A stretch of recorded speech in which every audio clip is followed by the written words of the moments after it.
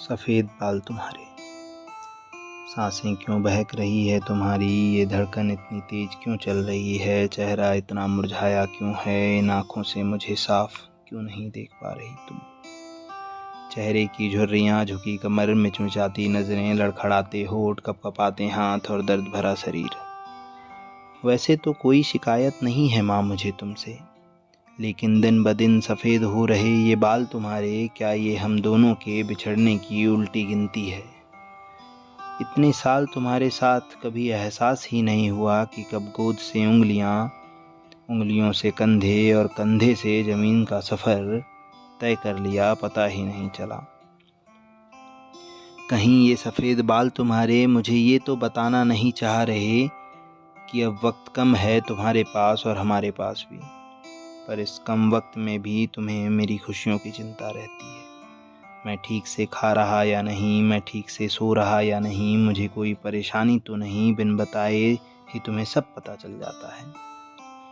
मेरे ललाट के लकीरों से मेरे शिकन को पढ़ लेती हो तुम, मेरे ललाट के लकीरों से मेरे शिकन को पढ़ लेती हो तुम, मेरी हाथों की हरकतों से मेरी घबराहटों को पकड़ लेती हो तुम, और मेरी रिक्तता को ऐसे भर देती हो जैसे कभी कुछ हुआ ही ना हो। कैसे कर लेती हो माँ तुम इतना सब कुछ। माँ होना तुम्हें वरदान होगा।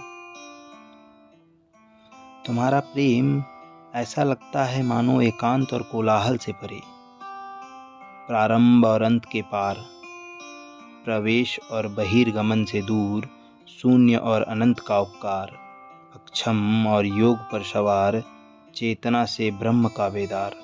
ना जीत है ना हार, बस तुम हो, सिर्फ तुम। ईश्वर का सौम्य स्वरूप लिए मेरा साया बनकर मेरे पास हमेशा मेरे साथ रहती हो। क्या हम बिल्कुल इसी तरह साथ नहीं रह सकते अनर्वत काल तक? क्या तुम्हारा असीम प्रेम और साथ शाश्वत नहीं हो सकता? क्या हमें सच में बिछड़ना होगा? क्या ये साथ बस कुछ चंद सालों का है? क्या वक्त आने वाला है अलविदा कहने का?